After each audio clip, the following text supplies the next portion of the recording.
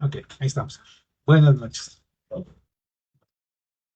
A ver, vamos a hacer un recuento de lo que vamos a ver y netamente todas las clases van a ser de este tipo.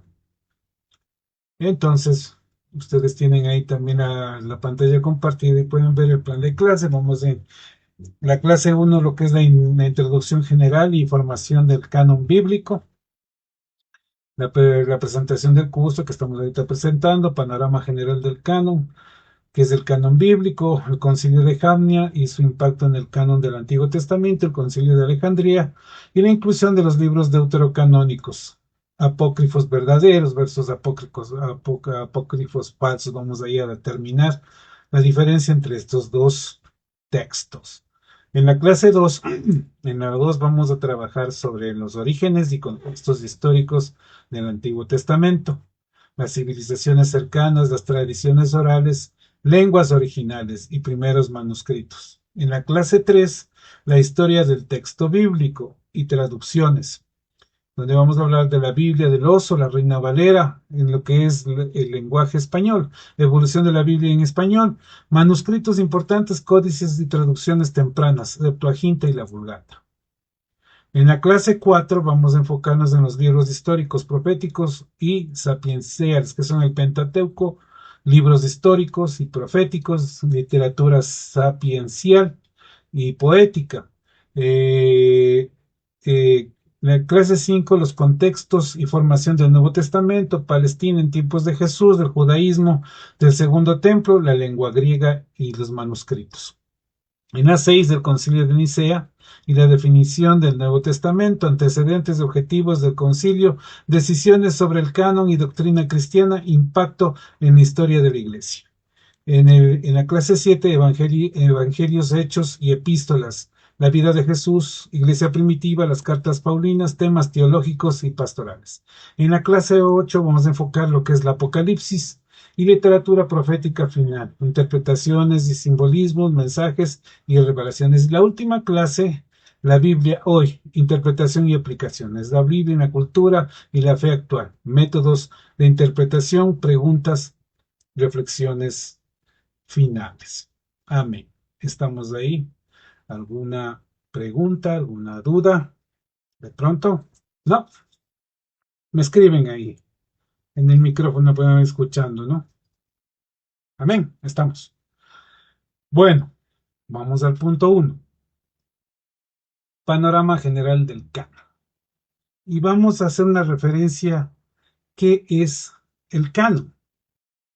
Y más o menos vamos a plantear las ideas de lo que nos da esta referencia como el canon bíblico. ¿Sí? Entonces, más o menos vamos a tener un concepto de qué es el canon.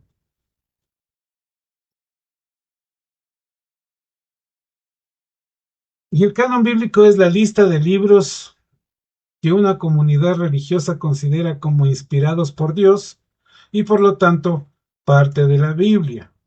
La palabra canon proviene del griego canón, que significa regla o vara de medir. En otras palabras, el canon bíblico establece la lista de libros que una comunidad específica considera como la palabra de Dios eh, autori- eh, autoritaria, autoritaria. O sea, ¿qué queremos decir con este punto? De que el, el concilio llega a un punto que netamente es conciliar. ¿Qué significa concilio? Es llegar a un punto de acuerdo, a un punto de acuerdo.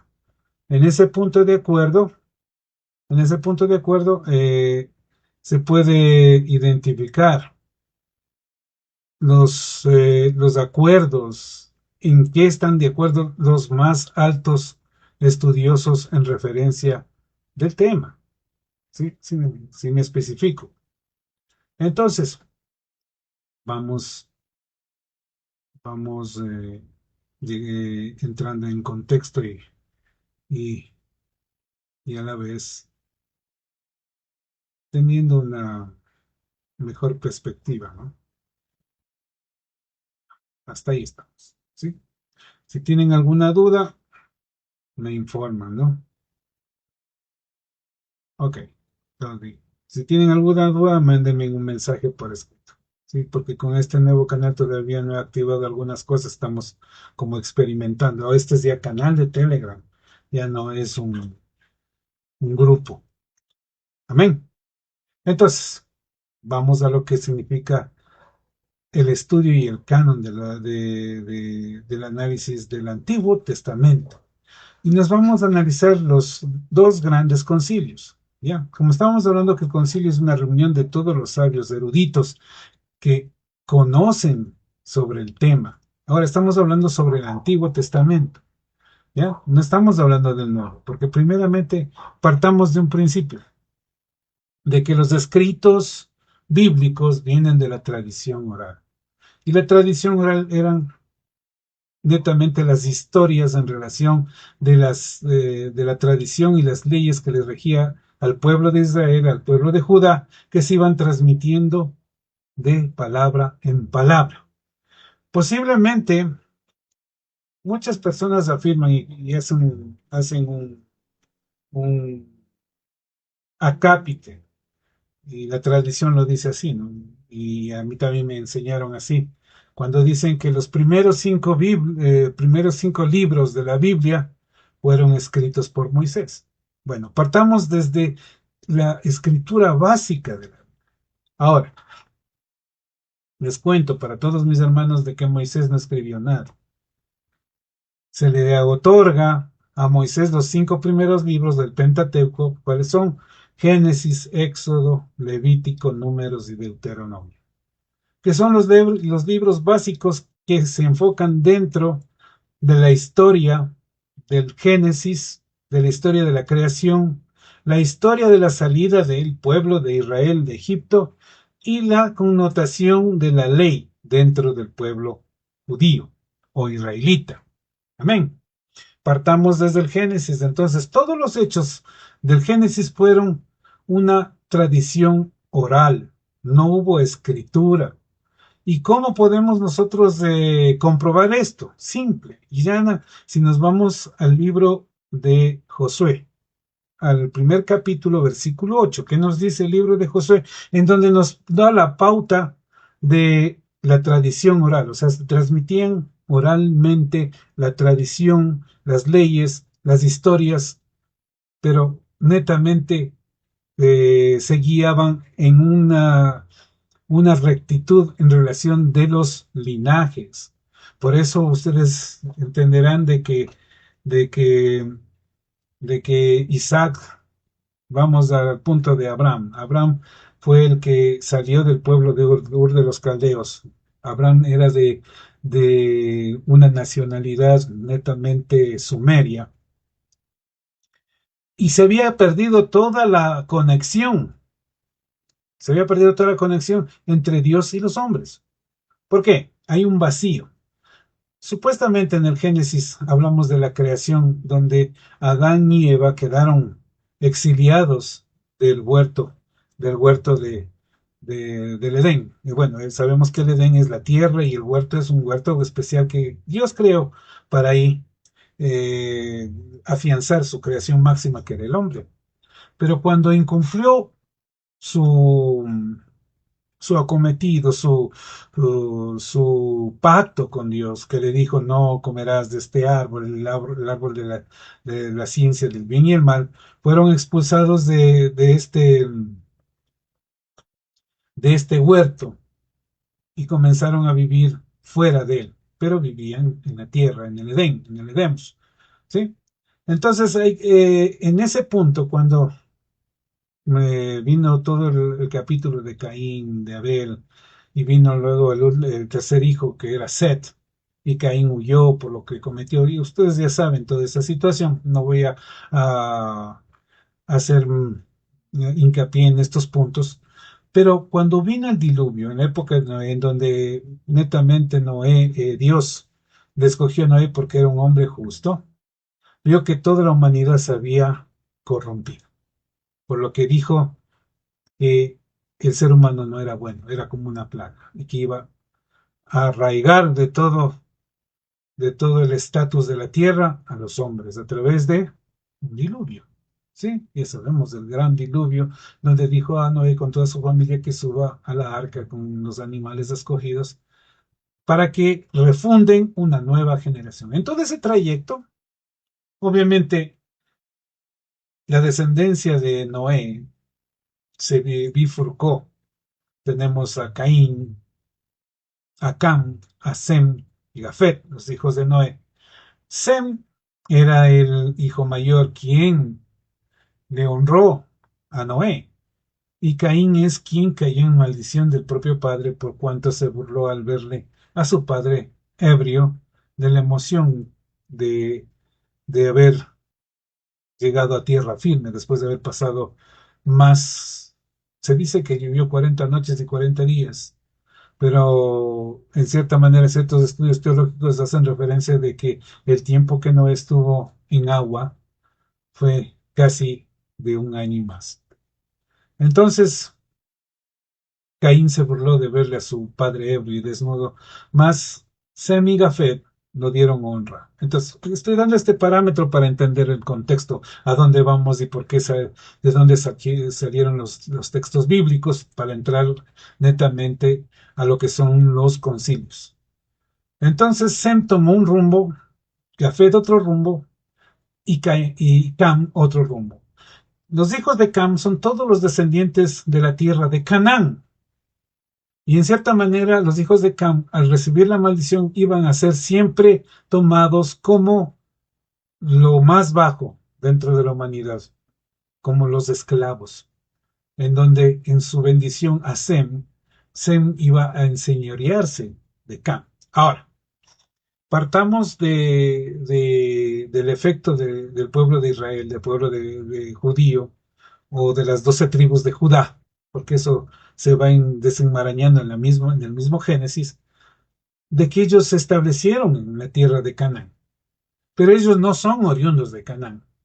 Y en esa relación, por eso inclusive tienen todos los problemas que tienen en la situación de raza, la situación de su ubicación. Netamente, Sem se radicó en la zona donde es ahora Sumeria, Caldea.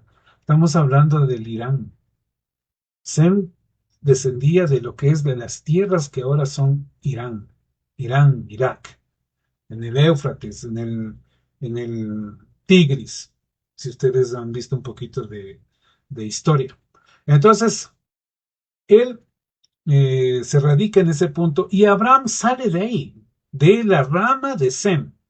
Jafet también estuvo al lado de Sem, pero netamente, ¿de dónde salen el pueblo de Israel? Sale de los hijos de Abraham, que venía de Ur de los caldeos. Y los cananeos, estamos hablando que son los grupos de los hititas, los grupos de los jebuseos, de los amorreos, de todos los pueblos ubicados dentro de la franja que se llama de Israel, de Palestina, como lo denominan en estos tiempos. Entonces, la salida de Abraham de la tierra, como ustedes bien saben, que Dios le hizo, le llamó, coge tu, a tu familia, a tu parcela y sal de esa tierra y yo te guiaré a dónde ir. Les llevó a Abraham a la tierra de Canaán, ¿sí? Y en la tierra de Canaán se estableció Abraham. Y Abraham tuvo a Isaac, también tuvo a Ismael, que lo tuve con la esclava de Sarai, que era Agar. Bueno, ¿por qué doy esta referencia? Porque la tradición, estamos hablando de Jacob, ya nieto de Abraham. Entonces decía, mi Dios, dice, yo soy hijo de Jacob, hijo de Isaac, hijo de Abraham. ¿Sí? Entonces, Abraham viene esa descendencia y toda la tradición iban hablando de sus padres hacia su abuelo Abraham. Por eso dicen el Dios de Jacob, el Dios de Isaac, el Dios de Abraham. ¿Sí? Entonces era una tradición oral que iban manteniendo para llegar al punto de los concilios. Sí estamos, ¿no? Sí me están escuchando. Amén. Entonces,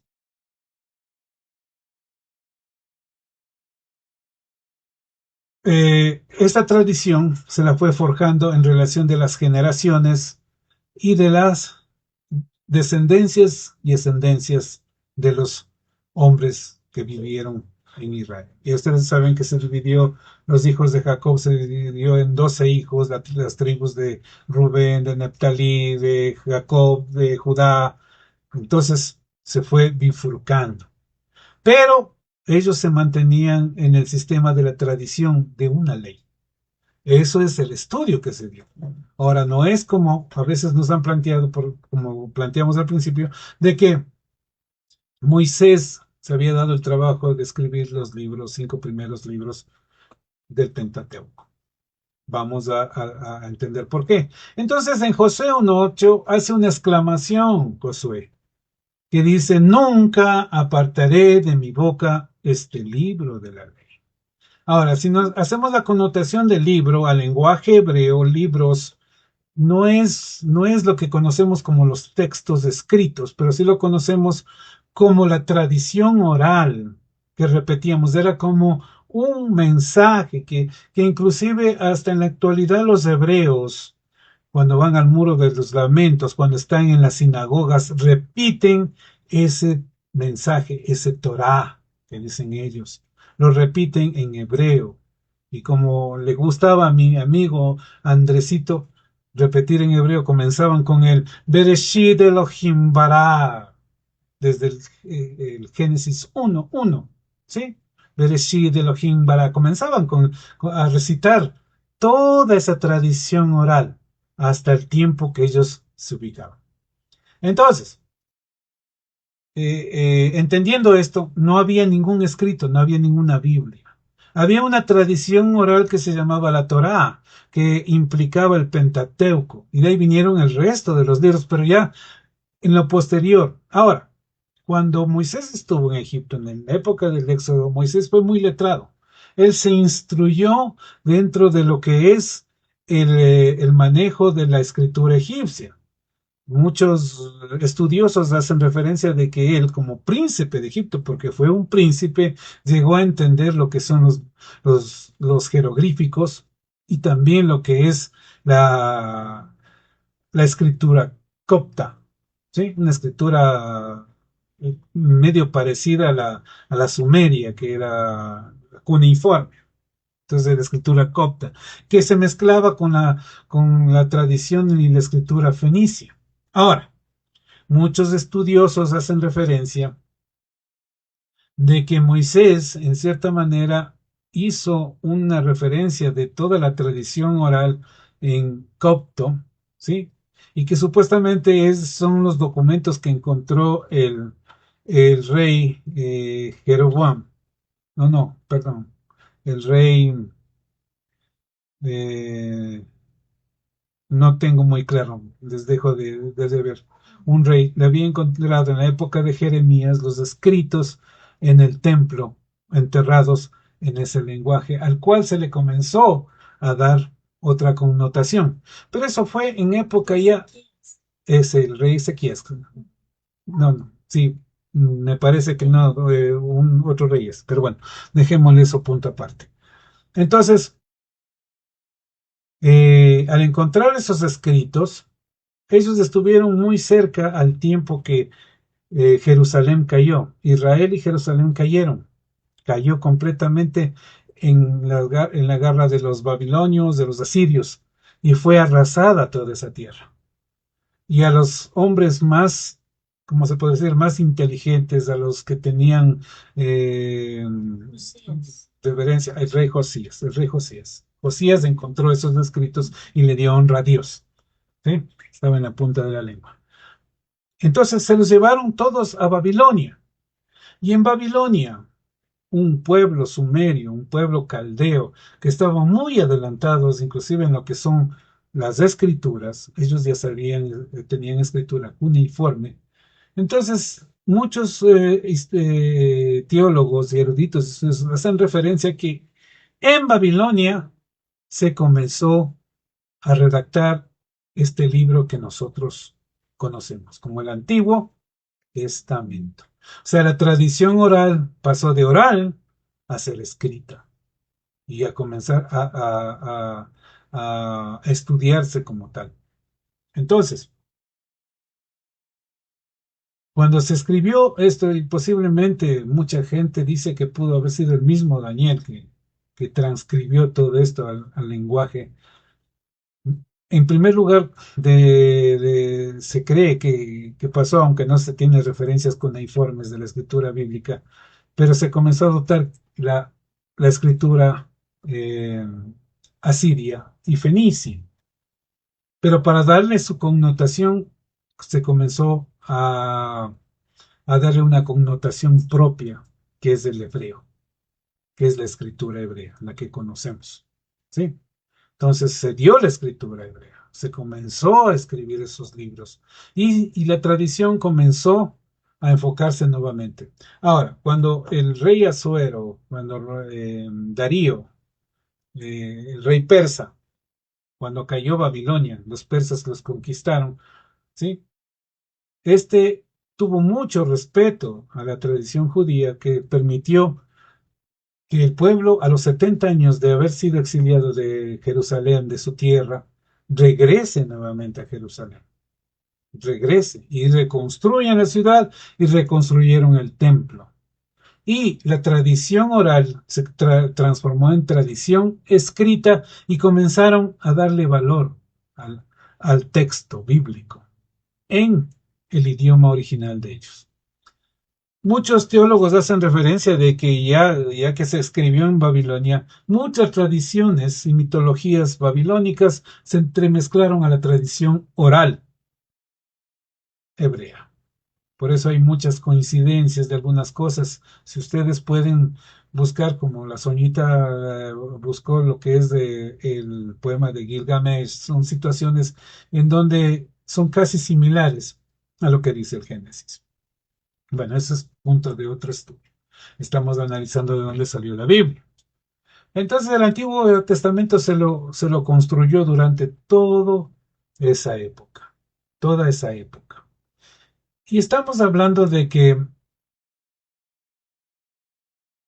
se comenzó a definir un canon, porque aparecieron muchos escritos, muchos escritos que en cierta manera como que se salían de, de, del, del, de la historia real, ¿sí? Se comenzaron a dispararse con escritos, libros y todo eso. Había muchos libros que en cierta manera como que desviaban lo que era la enseñanza de Dios hacia el pueblo de Israel. Ahora, ¿qué pasó en Jamnia? Es la pregunta. ¿Y qué es Jamnia? Y vamos a ver ahora.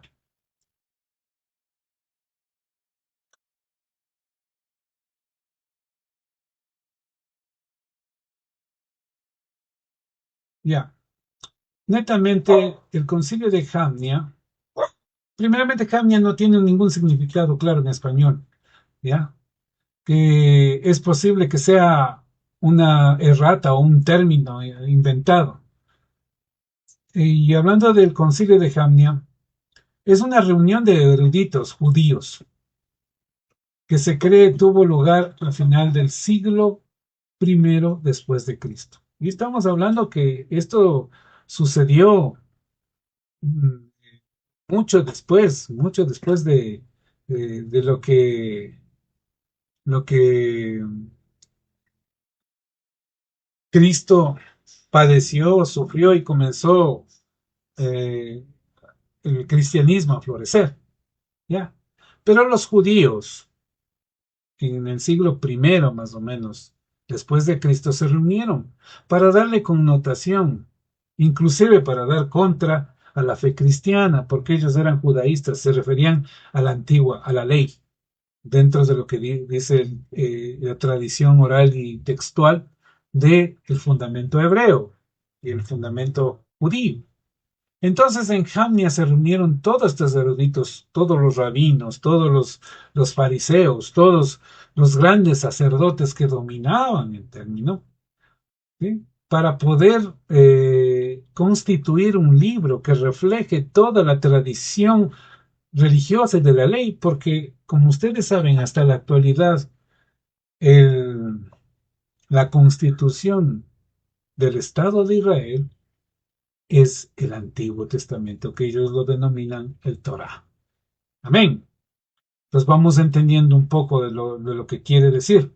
¿Ya? El canon no es solo una lista de libros, es la selección de textos que la humanidad ha reconocido como portadores de la palabra de Dios. Y en cierta manera, cuando se reunieron todos estos eruditos, ellos estaban más que seguros que estos libros decían lo que Dios quiere. Y quedaron muchos libros afuera. Entonces, cada libro del canon refleja una conexión entre lo divino y lo humano, y su inclusión o exclusión responde a criterios de inspiración, autoridad y coherencia doctrinal.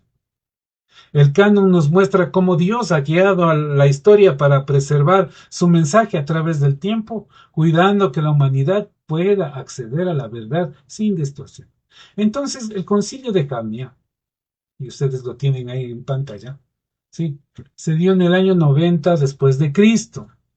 Tras la destrucción del templo, los líderes judíos se reunieron en Yamne para decidir qué libros del Antiguo Testamento seguirían siendo fuente de la enseñanza y fe judía, judía, inclusive para darle más fortaleza porque toda la expresión cristiana estaba ganando, inclusive en Jerusalén, adeptos. Y hagamos cuenta de que en el año 70 después de Cristo, los romanos arrasaron con el templo, arrasaron con todos, y Jerusalén quedó en badia de judíos. Y se tomaron muchos pueblos árabes, pueblos que no eran de tradición de israelita que vivían ahí, y los romanos manejaban esto cuando cayó la fortaleza de Masada, que era el último recóndito judío. Entonces los romanos arrasaron. Entonces los judíos quisieron fomentar esa enseñanza, esa fe. En este concilio se cerró parcialmente el canon hebreo, rechazando ciertos libros que, aunque valiosos, no fueron reconocidos como inspirados. Entre esos está el famoso libro de Enoch, que muchos estudiosos hasta en la actualidad hacen referencia de que ese libro debería considerarse dentro del canon, por toda la referencia que tiene. Ya que en Génesis, como ustedes bien saben, en Génesis 14, adelante, antes del 14, estamos hablando que Dios destruyó a la tierra con el diluvio. ¿Por qué? Porque los hijos de Dios se fijaron en las hijas de los hombres y tuvieron hijos, y nacieron los gigantes, los Nefilim, ¿ya? Que eran malvados, ¿sí? Y toda la maldad se regó por toda la tierra. Ya. En el libro de Enoch hace referencia a este evento, en donde muy escuetamente se lo habla en el Génesis. Inclusive, ni siquiera se menciona la manera cómo se le arrebata a Enoch, que es el autor de ese libro. ¿Sí? Ahora, ahora, bueno, eso tendría que ser parte de otros estudios, y en cierta manera muchas personas de teorías de conspiración hacían relación de que el Papa Francisco quería rever esos cánones, ¿sí? Pero bueno, eso sobre el tiempo lo dirá. Jamnia simboliza la tensión entre lo humano y lo divino. La comunidad decide, guiada por la tradición y discernimiento, que textos preservaban la voz de Dios. Ya. Y se mantuvieron en algo específico, de que todo libro revelado de Dios debería estar, para que sea considerado como profético y todo lo demás, primeramente debería estar escrito o en hebreo o en arameo, no en otro tipo de lengua. Entonces, primer punto, para poder ser canonizado o aceptado un libro, tenía que tener la referencia hebrea o aramea. Amén. Entonces vamos entendiendo un poco de lo que se hizo. Y fundamentalmente se aprobaron todos los libros del Antiguo Testamento que nosotros reconocemos. Y ahí viene el problema, ahí viene la dificultad, y eso lo podremos analizar dentro de lo que es la Biblia del Oso y la Reina Valera. ¿Sí? Primeramente, de que todos los libros que conocemos del Antiguo Testamento como evangélicos son los acordados dentro de este concilio, de un concilio fariseo. ¿Sí? Pero hubo otro concilio en el siglo III, antes de Cristo, mucho antes de que este concilio de Jamnia sea aprobado. ¿Sí? El concilio de Alejandría se lo hizo 300 años antes. ¿Y por qué se lo hizo ahí? Bueno, ustedes dirán, ¿qué sucede? ¿Qué pasa? ¿Cuál es, qué hay de oscuro dentro de esto? Hay mucho. Cuando nosotros hacemos una referencia cronológica en relación de los libros aprobados según Jamnia, que es lo que aceptamos los evangélicos, arrancamos desde el Génesis y terminamos en el libro de, de. No se me acuerdo el libro antes de Mateo.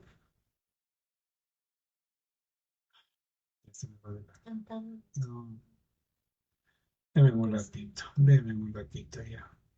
Disculpen, a veces vienen los lapsus brutus linguis.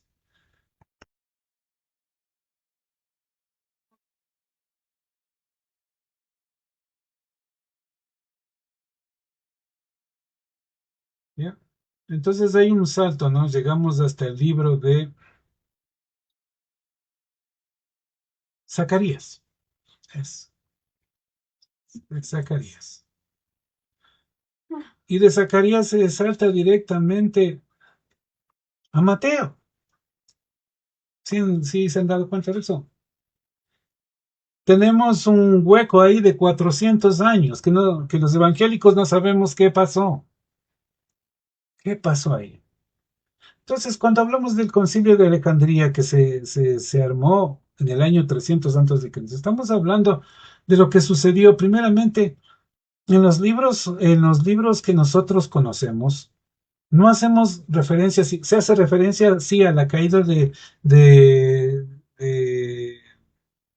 de Judá, de Jerusalén bajo el dominio romano. Pero antes de eso, estamos hablando de que cuando llegamos a la reconstrucción del templo, ¿sí? A la reconstrucción del templo, el templo ya quedó completamente armado y las tradiciones de todo, y no pasó nada más, y que supuestamente vinieron los romanos. Pero antes de los romanos hubo otro imperio que asedió Palestina, que son los griegos, ¿sí? Los griegos o los macedonios, y se dividió en cuatro partes. Y Alejandro Magno, que es donde dice Alejandría, fundó la ciudad de Alejandría en Egipto, porque toda esa zona pasó a ser parte de Grecia, ¿sí? Antes de que caiga en el dominio romano. Entonces, ¿qué pasó con los griegos? Los griegos llegaron, Etanasio, no me recuerdo el nombre, Etanasio, se dio el gusto de violar la santidad del templo, matando cerdos como sacrificio dentro del templo de Dios, en la zona más santa. Y vino una revolución que se llama la revolución de los macabeos. ¿Y quiénes son los macabeos? Eran rebeldes como los celotas que se enfrentaron al imperio griego, cosa que nunca nos han enseñado como evangélicos, pero en la historia normal se sabe. Vayan a Google y estudien un poquito para ver qué pasó.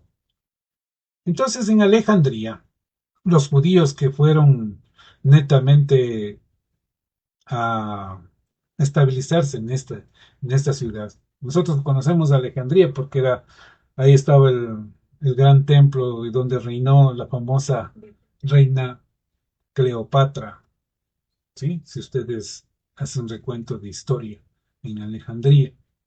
Pero en Alejandría lo que más se consideraba y que se quemó por parte de los romanos era la gran biblioteca que tenían ahí, de tantos libros. Y ahí existían todos los recuentos de los libros sagrados del, de la dinastía israelita o judía.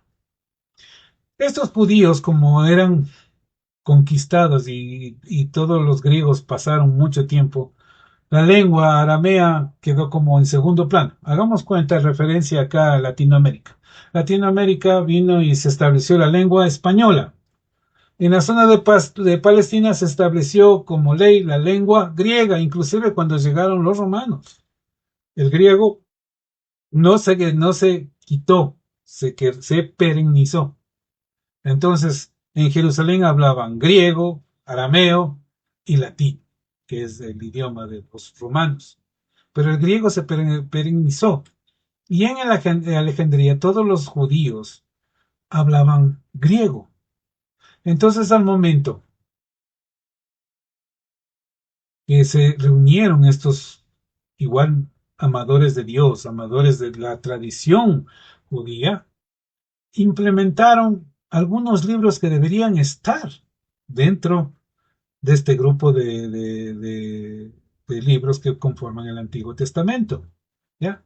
Y se reúnen en el Concilio de Alejandría 3 siglos antes, 4 siglos antes de los de Jamnia, que aprobaron los libros que nosotros conocemos como evangélicos.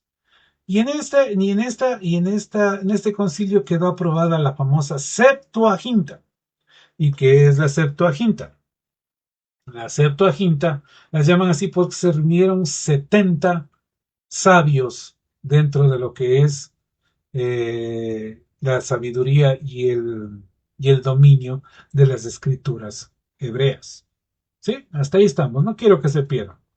Entonces, los judíos alejandrios tradujeron la Biblia al griego, total, desde el Génesis hasta Zacarías. Y de Zacarías para adelante, los otros libros que se adjuntaron. Tenemos Judith, primera de Macabeos, segunda de Macabeos, Tobit, Eclesiástico, tenemos algunos Tobías, algunos libros, ¿sí? Que enfocan la fe judía, que enfocan la fe judía. Esto abrió la palabra de Dios a otros pueblos y culturas, especialmente los primeros cristianos que hablaban griego. Hasta ahí bien. ¿Ya? Ahora, muchos colegas me van a censurar de que cuando hablan de los libros apócrifos, lo primero que se les viene a la mente dicen los apócrifos son los que tienen esas Biblias católicas. Ahora, la Iglesia católica, y estamos hablando de la Iglesia primitiva, la Iglesia que fue autorizada por Constantino y que se afianzó con el concilio de Nicea en el año 300 después de Cristo, reafirmaron todos los libros, todos, inclusive, primeramente dándole el valor específico al concilio de Alejandría 300 años antes de Jamnia, ¿sí? En donde estaban todos los libros ya aprobados. ¿Y cuál fue el, el factor para sojuzgar a este concilio por parte de los de Jamnia, los fariseos, porque ellos aprobaron los fariseos, de que ese libro era herético por estar escrito en griego? Mis hermanitos evangélicos, mis colegas van a estarme echando fuego. ¿Por qué? Porque ellos aducen otras cosas. Y los judíos de Alejandría en el año 300 antes de Cristo tenían clara la tradición de la ley judía, porque el Antiguo Testamento es todo la aceptación de la ley judía, la tradición judía, donde está todo igual, aumentando estos libros que en cierta manera, si ustedes lo ven, son libros que tienen mucho condumio, mucho asidero dentro de la revelación cristiana, ni siquiera judía, porque siendo libros del Antiguo Testamento hacen una referencia a la sabiduría que Cristo dio, a la sabiduría que Cristo nos legó. Vean, mis hermanos, no es prohibido, no se dejen llevar por la religiosidad, ¿sí? Entonces, si son libros que se aprobaron 300 años antes de Jamnia, deben tener su importancia. Entonces, ¿por qué la iglesia primitiva, que después pasó a ser la iglesia católica, que vamos a hacer un estudio más profundo de lo que pasó en la iglesia católica y después la famosa reforma, acogieron todos estos libros? Entonces, la Biblia católica, si ustedes revisan, están constantes estos libros. No son libros apócrifos, ¿sí? Ni son deuterocanónicos, porque el primer concilio canónico fue la de Alejandría. Jamnia fue la segunda, que debería ser deuterocanónica esa, ese concilio. Nos llaman a estos libros deuterocanónicos, que significa deuterocanónico la segunda aprobación o el segundo canon aprobado. Aprobado, no es inventado. Los libros apócrifos tienen otra connotación, tanto gnóstica como ustedes la quieran hablar, hermética, vienen del hermetismo, del gnosticismo, o son referencias que nunca dieron validez, que vamos a hacer un estudio más profundo. Luego de este módulo que es la historia de la Biblia, vamos a hablar sobre los libros apócrifos, los que deberían haber sido aprobados y no. En este caso, hay una referencia de que el libro de Enoch debía haber sido aprobado dentro de este concilio de Alejandría, pero no lo dieron. Inclusive en el libro de Judas, en el Nuevo Testamento, hace referencia al libro de Enoch. ¿Ya? Ese es un libro apócrifo que no se lo tomó en cuenta. ¿Ya? Pero los deuterocanónicos son estos libros que están en la Biblia, en el texto católico. Pero no son aberraciones, no son. Ellos deberían tener la mayor importancia por haber sido aprobados dentro de un concilio. Primero, ¿sí? ¿Quién aprobó el de Jamnia? Los fariseos. ¿Quiénes son los fariseos, mis hermanos? ¿Quiénes? ¿Quiénes son los fariseos? Ustedes saben quiénes son los fariseos. Amén. ¿Ya? Entonces acá el único argumento en contra tenían de que fue escrita en griego. No fue en arameo ni en hebreo. Esa es la gran realidad. Entonces aquí hablamos de apócrifos verdaderos versus apócrifos falsos. Los verdaderos, escritos inspirados, coherentes con la revelación de Dios, que son los deuterocanónicos. Yo no soy católico, soy evangélico, pero no me jacto de atacar a nadie, ¿sí? Y en estos libros tenemos Tobías, Sabiduría, Macabeos, Eclesiástico, ¿sí? Y los falsos, que son textos literarios sin autoría divina, que reflejan la búsqueda humana por lo sagrado, pero no contienen nada, entre comillas, entre comillas. Tenemos que hacer un estudio más profundo sobre estos libros para tener en sí el argumento para decir en realidad estos no son libros aprobados por Dios. Ahora, en el concilio se aprobó libros en relación de la tradición. De la tradición. Si estaba fuera de la tradición, ¿verdad? Es como... Estaba viendo un video de un cierto pastor que critica a otros pastores. Bueno, tendrán sus razones. Y hacía una referencia de Marcos Witt. Marcos Witt hacía una referencia, yo no soy seguidor de Marcos Witt por un acaso, pero escucho y analizo lo que dice. ¿Bien? Entonces Marcos Witt hace una referencia de que nuestra trascendencia espiritual se dará por nuestro corazón, por lo que hacemos nuestro fundamento de corazón, como lo que decían los fariseos. Los fariseos creían tener la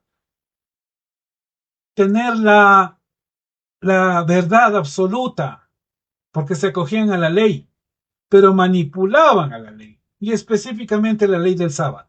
¿La utilizaban para qué? Para poder extorsionar al resto de gente, y de que ellos sean favorecidos con riqueza y todo, porque los fariseos eran potentados. Entonces era un respeto a la tradición falsa, Y ahora los falsos, los religiosos, hablan de lo mismo. Hablan de lo mismo, mis hermanos. Dios te va a juzgar por tu corazón, no porque guardes una tradición, no porque en algunas iglesias dicen mis colegas, las mujeres no pueden, no deben predicar, no deben ser pastoras. ¿Por qué? Porque la tradición, Pablo nos dice, Pablo se está enfocando dentro de un contexto donde la mujer tenía un nivel más bajo, un nivel más bajo. De pronto, Solita, tú me puedes ayudar aquí en esta situación.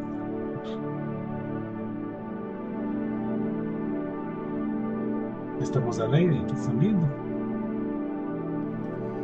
Bueno, de acuerdo a la tradición judía, hasta el día de hoy, la mujer siempre ha sido relegada por sus costumbres, por sus tradiciones, pero conforme la historia del género femenino ha ido evolucionando y ocupan muchos sitiales importantes, es así que con la educación la mujer fue ganando muchos sitiales dentro de la sociedad y por ello en este momento se habla generalmente que en cuanto a formación, sea académica, cultural, están a la par con el hombre. No haya diferencias.